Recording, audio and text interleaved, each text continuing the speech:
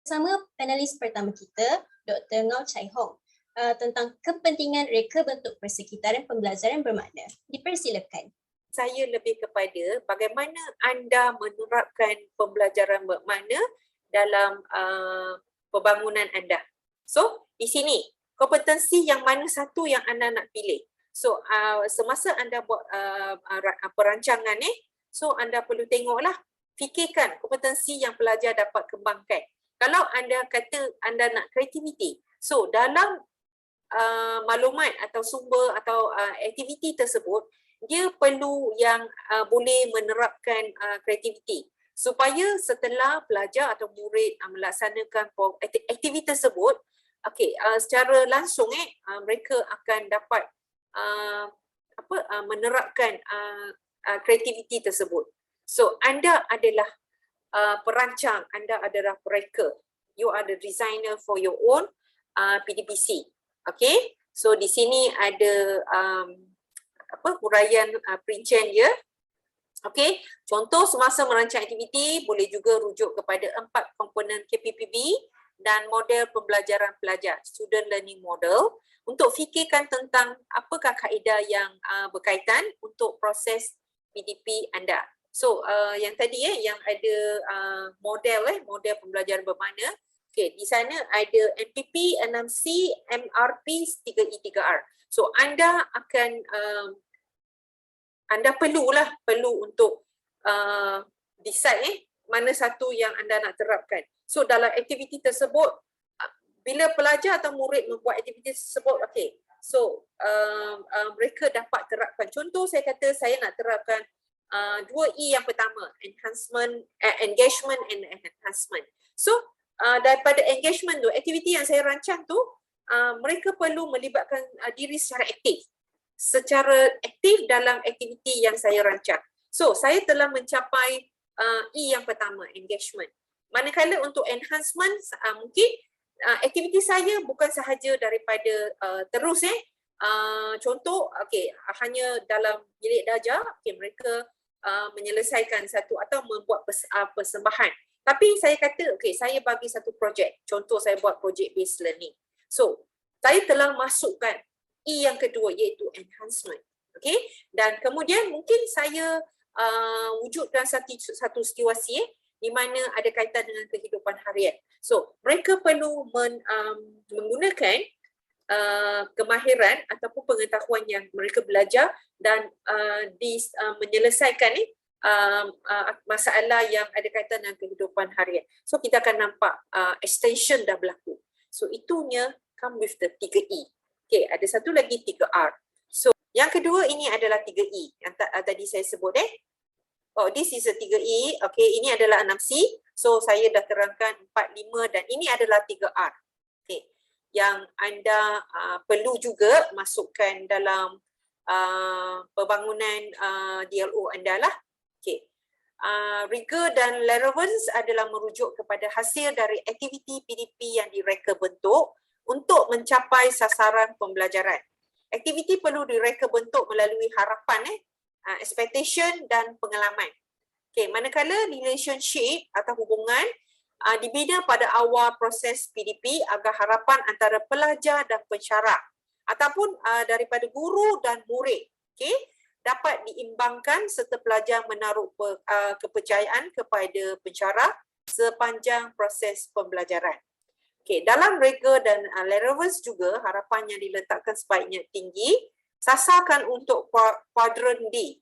Ini adalah kuadran untuk the technology used by the quadrant. Dia ada ABCD. Yang paling tinggi adalah ini. Dan ini adalah 3R. Dia ada kaitan dengan taksonomi Bloom revised version. The Anderson punya version. So mungkin bagi pelajar baru ni, PPSNP mungkin anda kurang belum pernah dengar lah. Saya ingin kongsi satu contoh hasil pelajar saya. So ini adalah satu DLO yang mereka hasilkan. Tapi ini adalah bahasa Melayu. So anda akan nampaklah dekat sini. Apakah salah satu pembangunan laman web ataupun pembangunan digital learning object adalah perlu mesra pengguna. Okey, mesra pengguna dimaksud dia dia perlu ada arahan yang jelas. So, pelajar saya ni mereka telah ada satu features di mana ini adalah Victor Victor dia ada menu penggunaan. Okey, menu penggunaan di mana dia terangkan bahan multimedia ini disampaikan dalam bentuk penceritaan. So, bila anda contoh anda mengikuti bahan yang dibangunkan oleh pelajar saya ni, dia menggunakan watak pewatakan ada 2 orang, Finn dan Jack. Okey. Ada seorang lagi Putri Bubblegum. Okey. Lepas tu ada 8 stesen. 8 stesen di mana dia lebih kepada berdua ini, okey, Finn dengan Jack ni, mereka perlu melalui setiap stesen ni ada 8 stesen. Tapi setiap stesen tu actually dia ada kaitan dengan isi kandungan. Contoh ini adalah tentang kata adjektif. So dia ada kata adjektif, cara, jarak, ukuran, perasaan, pancadera. Okey. Okey, nanti saya akan tunjuk sepintas selalu. Okey, yang ini adalah pada masa yang sama dia ada satu lagi yang tersembunyi ada satu misi iaitu objek yang tersembunyi. Sebab pada akhir ni nanti dia akan joinkan objek ini dan jadi satu ayat lah. Okey. So ini adalah tajuk laman pembelajaran bahasa Melayu, kata adjektif. Okey, kita perlu masukkan multimedia. Okey, pelbagai media, video, audio, gambar, okey, infografik, teks.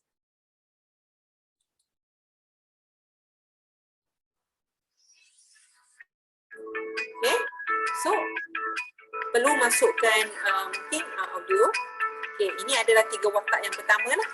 So dia telah memberi Okey, bagaimana user friendly tu atau mesra pengguna. Okey, pengguna ada pilihan sama ada dia nak mendengar audio sambil membaca ataupun dia ada orang yang tak suka, dia kata dia tak boleh fokus. So dia boleh tutup. Okey, so dia ada penerangan.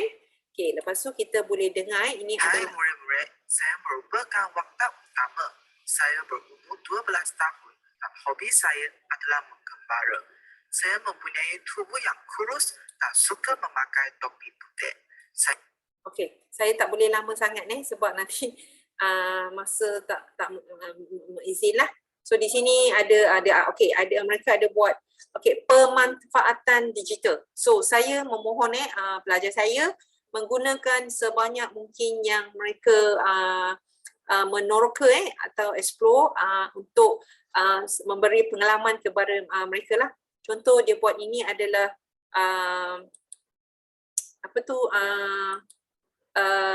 e-book. Dia buat macam e-book. So ini adalah penceritaan. Okey, penceritaan. Okey. So saya boleh nampak lah.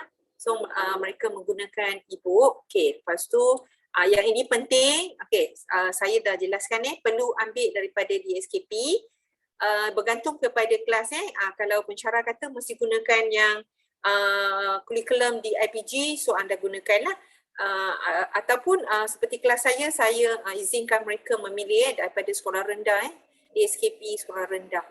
Okey, perlu ada penjelasan ini sebelum anda sebab apa yang daripada sini kita boleh lihat ataupun boleh tahulah apakah objektif. Okey, perlu ada objektif. Lepas tu ada tak aktiviti yang anda rancang itu menepati ataupun boleh mencapai objektif. Ada objektif yang anda tulis ni tapi aktiviti yang berikut ni tidak ada kaitan. So tidak bolehlah mencapai objektif itu. Okey, so nanti Encik Herian akan cerita So ini adalah kandungan dia. Okey, dalam tu ada banyak. So ada satu lagi yang saya galakkan. Sebab ini ada merupakan rakan pembelajaran So saya mohon kalau boleh anda menemu bual cikgu sekolah, pakar. Slot kedua lebih memfokuskan kepada persoalan bagaimana untuk menghasilkan reka bentuk persekitaran pembelajaran bermakna melalui digital learning object. User experience kita panggil, pengalaman pengguna. At the end of the day, bila kita nak design DLO, siapa pengguna kita? Kita kena faham siapa yang akan melayari bahan tersebut.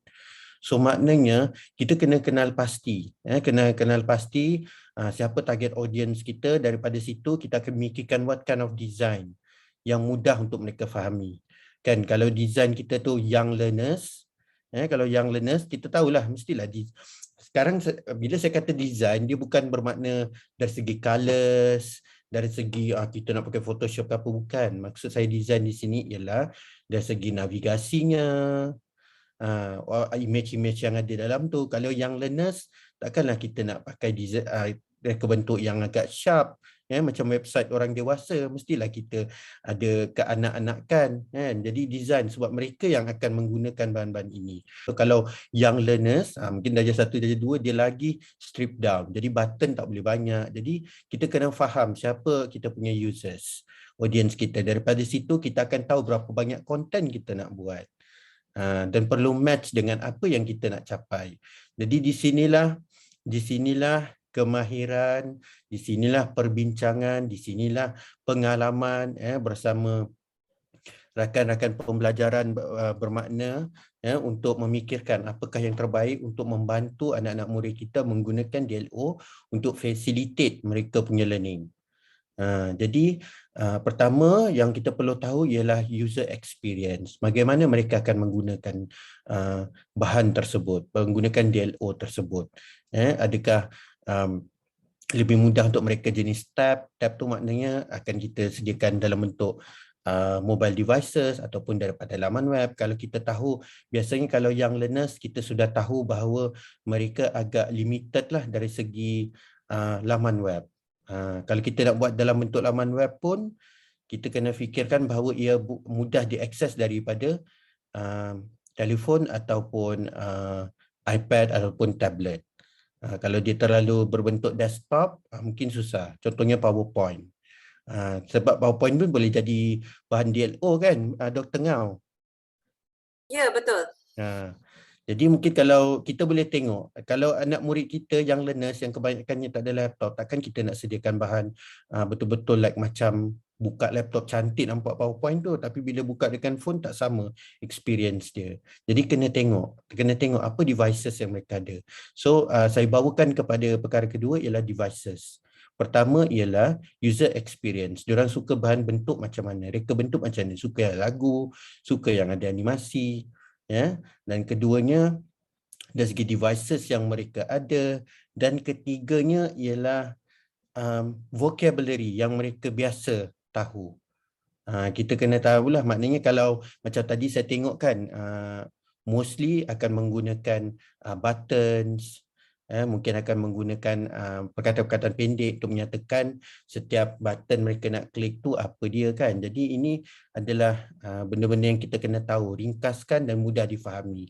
Contohnya button home, next. Ini baru kita cerita luaran, belum isinya lagi. Isi tu panjang ceritanya nanti kan Dr. Ngau. Banyak perkara kita perlu inilah. Tapi ini paling simple sebab apa yang capture untuk orang ataupun users kita untuk menggunakan DLO ialah presentation. Presentation terlebih dahulu. Presentation sebab especially young learners.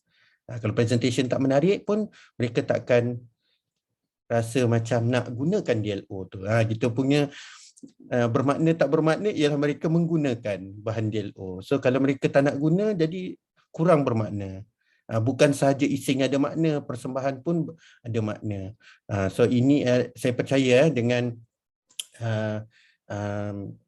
pelajar-pelajar sekian yang masih muda, idea yang fresh dan memang sangat kreatif, saya percaya banyak idea-idea untuk mencantikkan sesuatu presentation. Yang ini boleh belajar dan boleh ditambahkan skill lah dari masa ke masa. Kita pun dah banyak sekarang kan, kita ada Canva, kita pun ada PowerPoint pun sekarang dah banyak orang kongsi transition yang cantik-cantik, yang tema cantik-cantik kan, yang button klik sana klik sini, ada yang tema Squid Game lah, ada tema ni lah, mana yang bersesuaian lah sebenarnya dengan kaca kita, jangan tak sesuaian Jadi sekarang lebih mudah, cuma tailorkan kepada users kita yang learners dan mungkin upper primary. Sudah 3 lah kat situ Pertama tadi ialah dari segi user experience, kedua ialah dari segi devices yang mereka akan guna untuk melayari DLO itu ataupun menggunakan DLO itu. Dan ketiganya adalah orang kata macam mana mereka nak menggunakan bahan DLO tu. Bahan DLO tu maknanya mudah difahami, jelas maksudnya, ya. Macam Dr. Ngah pun ada sebut tadi, arahannya jelas. Dan kalau mereka stuck, mungkin ada hint, ya. Salah satu DLO design. DLO ni saya boleh kata macam web design jugalah orang kata. Web design salah satunya dah hint. Ataupun mungkin ada user support. Okay. Ini merangkumi kepada tak kira lah apa bentuk pun. Mungkin ada yang nak buat e-book, ada yang nak buat ni. Tapi konsep the whole DLO tu maknanya dia buka satu bahan tu, daripada dia diperkenalkan, dalam tu juga dia mengalami, belajar sesuatu, dan di hujungnya ada some kind of like penilaian. Assessment tu sama ada dia jawab quiz ataupun dia tak jawab quiz, tapi self-assessment sendiri. Dia berfikir, ada soalan-soalan untuk menyebabkan dia menilai apa yang dia sudah pelajari. So ada beberapa peringkat. Ini yang saya faham dengan DLO lah. DLO ni maknanya sebenarnya macam satu bahan yang boleh merangkumi satu pembelajaran. DLO sangat penting, ya, especially bila pandemik kan, ramai guru kena buat Google Site sebab nak facilitate the learning, yang mana student tak dapat nak orang kata kelas, kita panggil istilah bahasa Melayunya kelas sederap. Sederap ni maknanya on the spot, face to face, masa itu juga online. Masa tu juga bersemuka boleh. Tapi ramai student tak dapat, jadi guru paksa sediakan bahan, ada video. Orang kata konsep DLO paling ringkas, kan, paling ringan, yang paling mampulah dalam keadaan pandemik yang mengejut hari itu, guru buat ada videonya, ada assessmentnya, ada penerangannya dan ada kuisnya. Tapi untuk kita menjadikan dia lebih bermakna, maknanya dia tak nampaklah macam Google Site, ada video, ada bahan, ada kuis. Itu terlalu obvious kan. Ini maknanya DLO ni satu bahan pembelajaran tapi tak nampak dia macam satu resource. Macam dia ni satu CD rujukan ataupun website rujukan. Dia lagi kepada macam dia pergi tu macam dia pergi satu permainan. Tapi sebenarnya dia sedang belajar satu topik. So itu maknanya DLO. Jadi creativity. Macam tadi ada yang tunjukkan tu, dia macam mari ke zoo ke something. Jadi dia sebenarnya macam melayari zoo, dia jalan-jalan, betul ada soalan. Kalau kita perasan kan, kadang-kadang macam Legoland ke, kalau zoo ke, kadang-kadang kan mereka ada satu area tu yang mana macam student macam sebenarnya diorang pergi what do we call dia macam tengah buat macam adventure lah, Jadi adventure tu dia ada kuis, tiba-tiba ada macam tahukah anda, tiba-tiba mengapakah terjadi. Biasanya ini DLO ni sebenarnya kita boleh dapat banyak pengalaman dan pengetahuan sebegini. Apakah DLO yang baik bila kita pergi tempat-tempat yang tourist attraction, pergi zoo, macam yang tu pun agak best lah kalau kita pergi sea life dekat Legoland kan.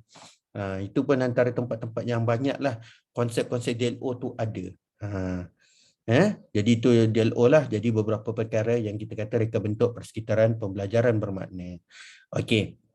Saya juga nak bawakan kembali sikit lah, nak ulas sikit tentang ada soalan tadi kan. Ada yang bertanya, tadi ada diajukan pada Dr. Ngau. Saya juga ada beberapa idea lah. Katakan yang tadi tentang masalah di luar bandar kan, di luar bandar atau remote areas, mereka tak ada internet. So bila kita sebut tentang nak menggunakan DLO ni, kita perlu take note bahawa dia ada macam-macam kategori. Okay, ada yang berbentuk perlukan internet access, ada pun yang tak perlu, macam e-book. E-book pun masih boleh function, dia ada hyperlink. Dia mungkin kalau e-book tu dibuat dengan iPad, tapi iPad tak boleh lah, mereka tak boleh, mungkin student tak adalah iPad kan di remote areas. Maknanya mungkin kalau e-book simple, even daripada PowerPoint pun boleh buat e-book sebab dia hanya PDF, ada hyperlink. Kalau dia boleh embed video pun boleh, tapi tengok storage lah. So maknanya kalau dia offline pun, mungkin setengah keadaan kalau remote areas mungkin dia boleh akses secara offline. So mungkin boleh share bahan tu. Kita nak communicate dengan dia orang tak dapat kan.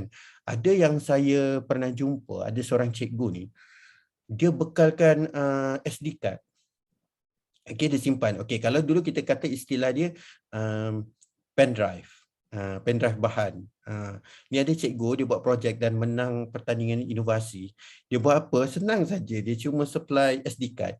Saya tak ingat nama cikgu, tetapi cikgu tu kat Perlis lah. Cikgu tu kat Perlis, seorang guru PSB. Dia bagi nota-nota VSP dalam bentuk SD card. So dia bagi SD card dekat murid dia.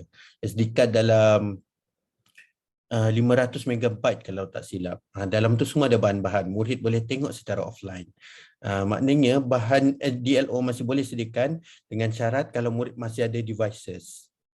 Kalau mereka masih ada devices. So mungkin boleh fikirkan jugalah antara bentuk-bentuk DLO yang mungkin not internet based, not internet based pun boleh gunakanlah kalau ini menepatilah konsep sebenar DLO, Dr. Ngau. Yang penting ialah penggunaan digital untuk mewujudkan learning. Learning tu berlaku dan bermakna tak bermakna bergantung kepada adakah murid dapat menggunakannya dengan baik dan adakah objektif pembelajaran tu tercapai. So objektifnya tercapai, okey, katakan murid boleh mengenal objektif. Jadi aktiviti itu kena sampai. Jadi mudah. Dan mengikut pengalaman saya lah bila kita sebut DLO ni, ramailah kita tak bila kita sediakan suatu bahan lah, bukan saja DLO, apa saja.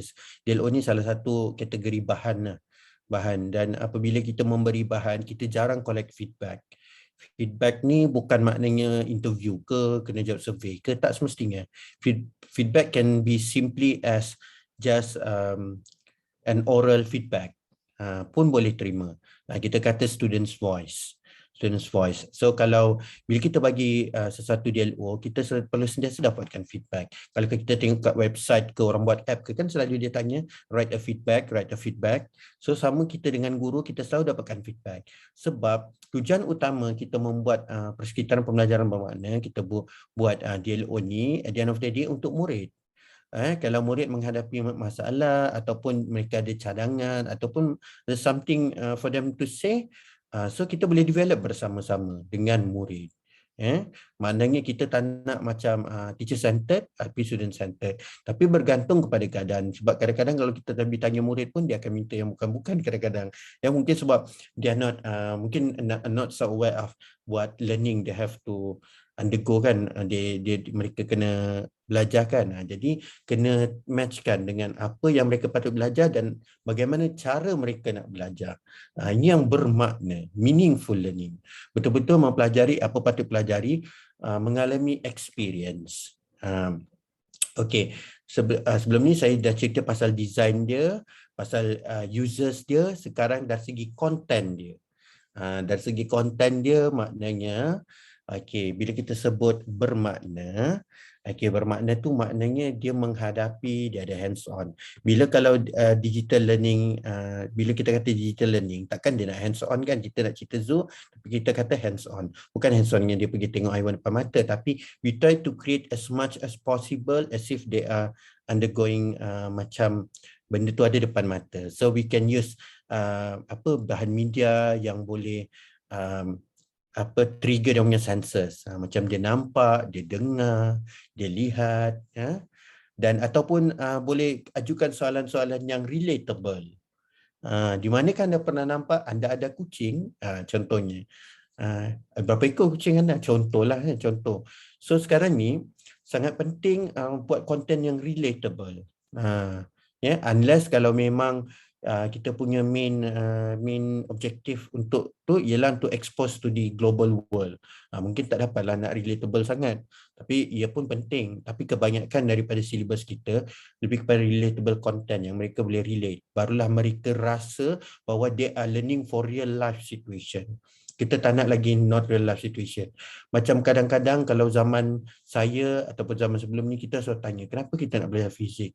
Balik rumah, kita tak ada pun ukur pintu terbalik ke, apa kan, contohnya kan, tergesek ke apa kan. Tak ada pun ukur sampai ni kan. Tapi sebab kita hanya menghafal formula, ini bagi kebanyakan situasi. Sebenarnya cikgu-cikgu yang hebat ada kaitan situasi sebenar, tapi satu loophole yang berlaku dalam bidang pendidikan kita ialah kita nak result cepat. Kita tak nak dia experience sangat, tapi ada the day tak hafal pun formula. Tapi sebenarnya when you experience something very deeply, deep learning tadi, you akan mudah hafal sebab you experience it. Macam dengar lagu kan, you keep singing it. You singing, you nyanyi, lama-lama you hafal. Walaupun you tak faham. And then comes the second part, translating what the words mean.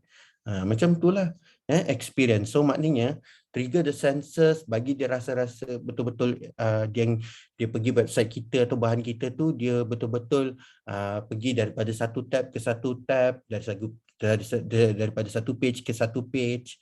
Kalau saya boleh kaitkan dekat sini Dr. Ngau, dalam situasi kebanyakan student kita, saya tahu ni ramai yang buka TikTok. Ramai buka TikTok kan. Saya sendiri pun memang ada TikTok account, Coach Sherry, saya ada 80,000 followers dalam tu. Saya pun belajar macam mana nak hook people untuk sentiasa keep coming back to my TikTok account. So apa yang saya nampak ialah kita kena bagi teaser, kena pandai bagi teaser, kena untuk dia pergi to the next step. Bukannya macam satu part habis macam tu. Ini salah satu cadangan dari pengalaman saya, perkongsian. Kita kena pandai hook. Istilahnya hook ni macam menarik dia untuk ada tendensi untuk keep going dengan kita punya website tu. Dan saya nampak kalau tengok dekat Zoo tadi ada tab-tab tadi, kalau pandai mungkin boleh buatkan macam dia station lah, station 1, 2, 3 apa semua. So kalau dia dah klik satu button, satu tab tu, macam dia baru complete 3 bullets. So dia pergi to the 4th. So dia tahu they need to accomplish by the end of the day.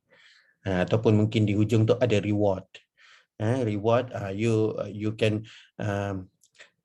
can get some kind of like a badge untuk kalau you berjaya selesaikan semua maklumat-maklumat, pergi ke semua info-info yang you kena pelajari. So ini design, dari segi design dia. So kena pandai hook lah. I hope tak banyak sangat lah dan mengelirukan apa yang saya katakan tadi. Sedikit sebanyak bagaimana nak memastikan dialog kita bermakna. Saya boleh ringkaskan di sini, boleh katakanlah roughly sebenarnya 50% ialah dari segi kita mempersembahkan bahan dialog kita, dan 50% tu konten dia. Maknanya penting, mereka rasa mereka seolah-olah mengalami, mereka boleh relate dan mereka nampak purpose of learning. Kenapa? Even kalau kita kata matematik CV pun, bukan setakat hafal CV, tapi dia nampak, oh iya macam ni lah kan, kalau kita bawa objek pergi hutan. So kalau tak cukup bilangan dia, so kita kena kali baru betul supaya kita tak boleh survive dalam hutan. That's why pentingnya kemahiran matematik ataupun waringgit supaya kita tak kena tipu ataupun supaya kita tak rugi, kita untung. That's why ada tajuk kewangan. So walaupun orang kata pelik, tapi saya rasa sangat penting. Inilah realization yang kita hadapi. Kita tak nak lagi 1+1 dia belajar macam tu je, tapi dia tak dikaitkan dengan kehidupan seharian. Selalunya student kena struggle sendiri. So sebenarnya kita try to improve our education system. Itu sajalah yang dapat saya kongsikan sedikit sebanyak tentang DLO ni lah. Kasihkan reka bentuk sekitaran pembelajaran bermakna. Apa strategi untuk memastikan komponen interaktif yang kita masukkan tu cukup dan dapat mencapai objektif kita bangunkan laman sound tersebut, supaya komponen interaktif tu tidak terlalu mengganggu ataupun tidak terlalu sikit? Okay. First, yang pertama, balik kepada devices tu. Kita tengok what is the minimum requirement, what is the maximum, the minimum requirement. Kita kena tengok devices yang murid kita ada, ataupun kita punya target users lah. Jadi kita tahu how much interaktif content kita nak buat kan. Kalau mereka semua di kalangan yang memiliki iPad Air, we can go to the fullest lah kan. Tapi kalau kita tahu mereka mungkin setakat phone, mungkin phone biasa apa semua, so kita kurangkan. Kalau ada GIF pun dah okey, GIF pun dah okey, pastikan size tidak terlalu besar. Yang ini agak subjektif. Kita kena tengok tengok users kita lah. Maknanya kita kena tengok capability of their devices. Itu kita punya main consideration, capability of devices. Dan satu lagi, dalam keadaan tertentu sebenarnya kalau kita buat satu website, kebanyakannya kalau kita download sebagai e-book ataupun PDF, semua link-link tu sebenarnya dia clickable. Dia akan jadi hyperlink between the pages. As long as memang link-link dalam website tu sebenarnya adalah between the pages, bukannya outside link ataupun external link. So tak ada masalah dekat situ. Maknanya ada pilihan, masih ada. So kena play around dengan 2-3 types of media we can present from the same DLO. Tapi untuk ni saya rasa kita fokus pada satu. Let's say kalau dia website, jangan terlalu loading tu terlalu lama. Kita kena try banyak kali, kita sendiri guna. Cuba try dengan hotspot. Ini perkongsian Perkongsian. Saya pun bila design something, try with the hotspot. What if kalau saya dekat kawasan internet lemah, kalau gambar pun tak loading, sebab ini boleh nak bermakna tu tak sampai sebab student dah give up. Ini yang berlaku zaman pandemik sebenarnya. When the teachers are designing content, bila nak loading tu pun lama, dengan video tu sekat-sekat kan. Jadi itu yang menyebabkan mereka tak ada motivasi, tak rasa nak ni. Saya nak cerita juga. Macam PowerPoint yang sedang dipaparkan ni. I like it because kenapa? Tengok warna dia. Putih dan kuning. Kuning dia tebal, tulisan dia besar. Ini antara benda-benda yang banyak saya advise lah kepada rakan-rakan guru kita. Ialah bila zaman pandemik ni, everybody has to keep up. Jadi banyak benda-benda baru kena belajar lah. Tapi kita boleh share lah. Antara satu sebabnya ialah penggunaan warna dan juga tulisan tu. Kena jelas. When a teacher is sharing a PowerPoint, satu page tu macam dia nak share essay dalam tu, memang sakit mata dan mereka pun menggunakan phone saja, dia tak nampak. Ini antara benda-bendanya lah. Jadi kadang-kadang kalau dia tak ada animasi, yang penting perkataan nak tunjuk tu jelas. Animasi tu sebenarnya untuk attract, tapi attract tu takkan sampai kalau dia tak nampak pun apa patutnya dia nampak. Maknanya purpose over design. Seperti kata-kata interview Adele. Purpose style. Wait. Dia kata comfort over style. Itu Adele. Tahu kan singer Adele kan? So comfort over style. Tapi dalam situasi DLO ni maknanya meaning over presentation. Meaning over presentation. Makna dulu baru presentation. Okay? So maknanya kalau tak pandai design tak apa, yang penting orang nampak tulis apa tu. Jangan nanti design meletup tapi orang tak nampak tu tulis apa. Apa cara yang kita boleh buat untuk pastikan laman sesawan kita tu tidak diganggu oleh macam iklan atau benda-benda lain yang tidak diperlukan? Kadang-kadang gangguan-gangguan iklan ni tengok daripada website builder yang kita guna. Okay, that's why the easiest and the safest way, biasanya orang akan guna Google Sites. Sebab Google Sites dia tak ada istilah iklan-iklan semua ni. Dan kita kadang-kadang kita juga boleh gunakan yang free lah, macam Wix website. Macam saya punya website pun gunakan Wix, kita boleh gunakan Weebly, ya. Dan latest ni saya banyak main dengan buat apps, ya. Kita boleh buat apps, maknanya kita pun boleh buat DLO dengan apps, ya, yang internet base. Yang internet base ni maknanya dia macam add to home screen. Fahamkan maksud saya? Kadang-kadang ada certain website tu maknanya kita tak perlu turun daripada Google Play Store ataupun daripada App Store, tapi dia sebenarnya daripada web, tapi kita gunakan internet browser dalam phone kita, kita add to home screen. Dia jadi macam web app. Satu current situation sekarang yang berlaku ialah kebanyakan kita dah masuk kepada budaya web app, yang mana kalau kita ada Chromebook, Chromebook dah banyak buat web app lah.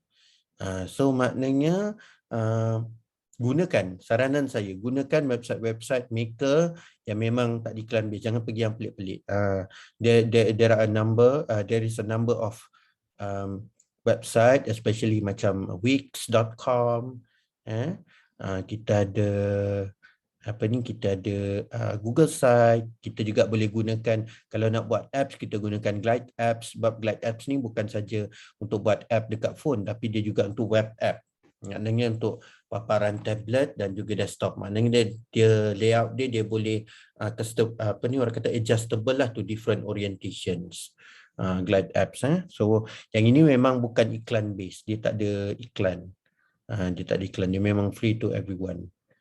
Jadi maknanya kena pilih website builder yang betul, insyaAllah tak ada iklan, kecuali lah outside factor, maknanya komputer orang nak mengguna tu sendiri yang datang pop-up lah apalah, itu mungkin masalah browser dia, bukan website yang kita buat. Boleh tak kalau saya nak ambil kesempatan ni untuk minta Encik bagi feedback kepada satu laman sesawang yang telah masih dalam pembangunan oleh salah seorang pelajar kita ni. Ini laman sesawang yang kami ada buat. Kami memilih tajuk, memilih subjek sains iaitu tahun 5. Kami membuat tajuk ataupun topik mengenai haiwan iaitu kemandirian spesies. Jadi dekat sini kami dekat home kami buat pendahuluan tentang kemandirian spesies, apa itu kemandirian spesies. Kemudian kami ada letak soalan. Ini soalan macam sebelum memulakan topik, jadi kami letak soalan untuk bagi murid-murid tu berfikir apa mengenai ataupun memberi gambaran mengenai topik ini. Kami juga ada letak gambar, beberapa gambar. Okey, seterusnya dekat halaman seterusnya ni, dekat sinilah kami memulakan topik ini. Kami letak lagu daripada YouTube, cara-cara nak ingat ciri-ciri khas haiwan tu. Kemudian kami terangkan cara-cara haiwan tu melalui dialog ataupun grafik. Sebab murid-murid suka grafik kan, tak adalah nak bagi perenggan yang panjang-panjang. Jadi kami ambil keputusan untuk letak grafik, dialog macam ni. Okey, kemudian kami letak rumusan. Rumusan ni tentang kesimpulan topik kami. Kami decide untuk letak peta minda. Peta minda mengenai topik kami. Seterusnya halaman yang akhir sekali kami letak uji minda mengenai kuis. Kami buat kuis melalui quizzes. Jadi kat sini ada button jom quiz. Jadi bila student ataupun murid-murid tekan button ni, dia akan terus pergi ke quizzes. Okey, itu saja. Jadi apa pendapat Encik? Okay. First paling saya capture tadi bila dia sebut quizzes tadi kan. Yang dia klik untuk button quizzes tadi. Okay, make sure they know how to come back lah. Okay. Sebab takut dia lepas quizzes tu, okay dah dapat terus close. Sedangkan dia kena kembali ke? Itu akhir, dah habis dah. Okay, kalau dah habis terus tak apa, sebab kadang-kadang sebab quizzes dia akan jadi external link. So kalau kita ada deal dengan, sorry saya terus pada situ sebab saya terus nampak. Kalau external link, there is a possibility dia akan buka new tab, bila new tab dia dah lost. Okay.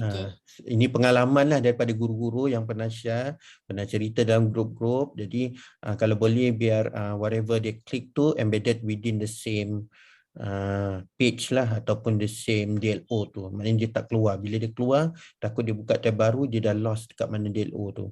Especially kalau young learners kan, dia mungkin tak biasa lagi dengan open mini tabs. Ini salah satulah. Okay.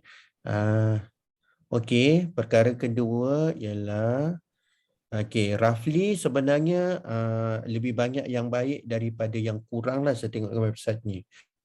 Pertama, boleh, ini pun saya boleh cerita sebab feedbacknya open kan, bukan nak cari yang tak baik je kan. Ya, betul.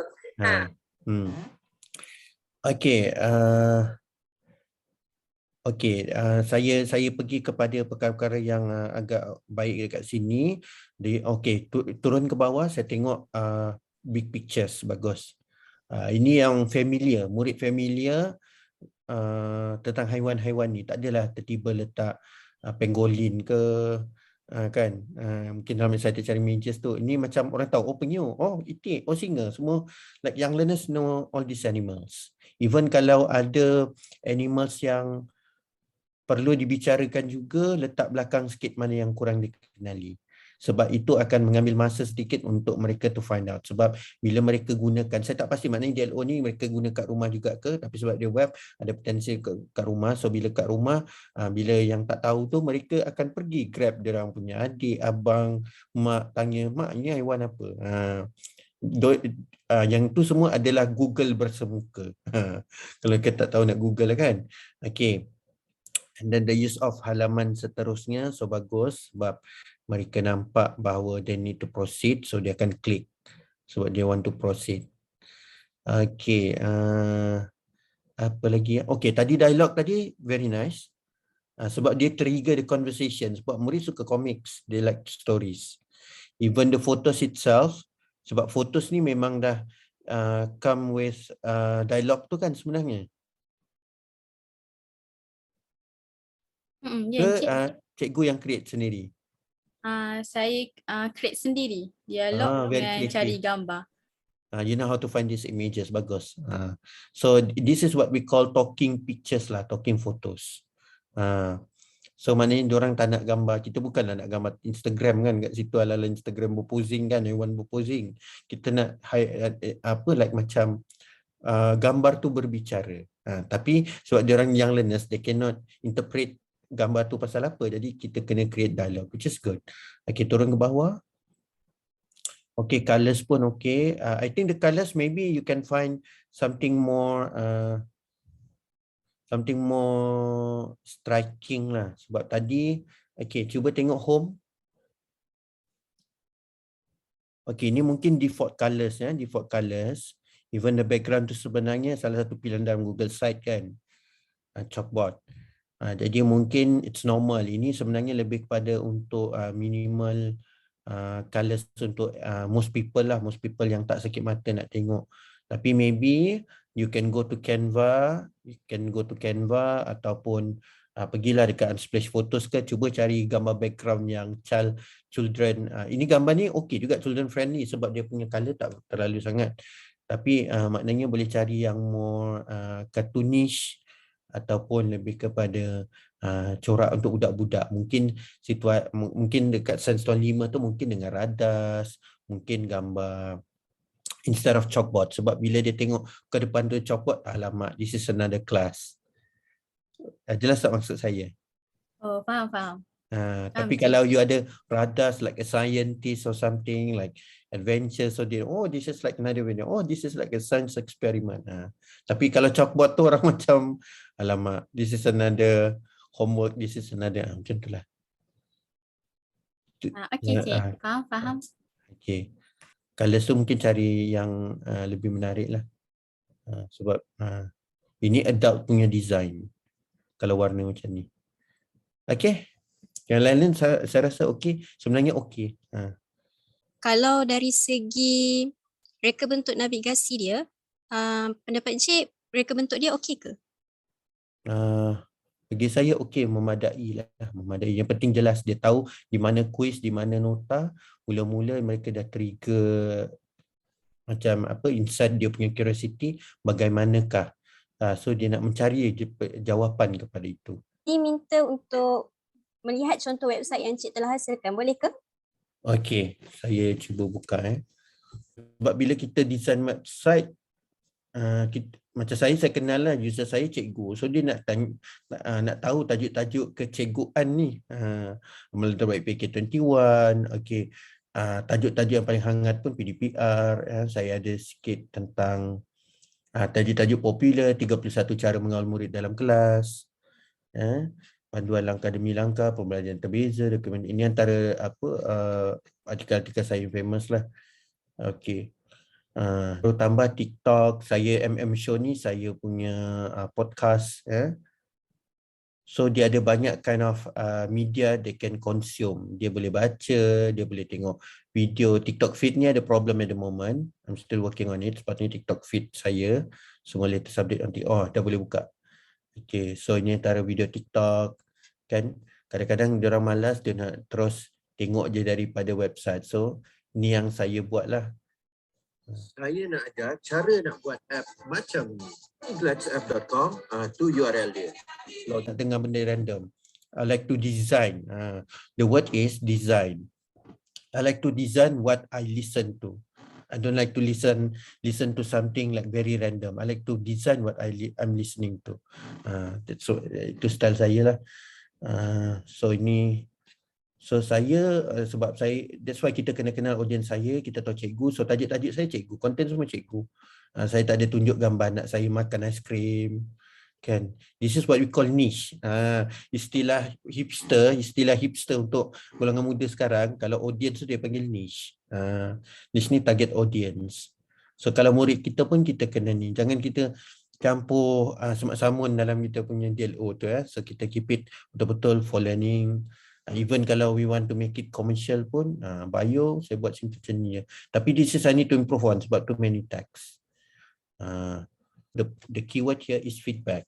Okay, try with 1 or 2 students or more yang kita boleh jadikan macam uji kaji kita lah, minta mereka bagi feedback. Always collect feedback. The best feedback giver yang boleh bagi feedback kat kita, obviously the students, not our friends.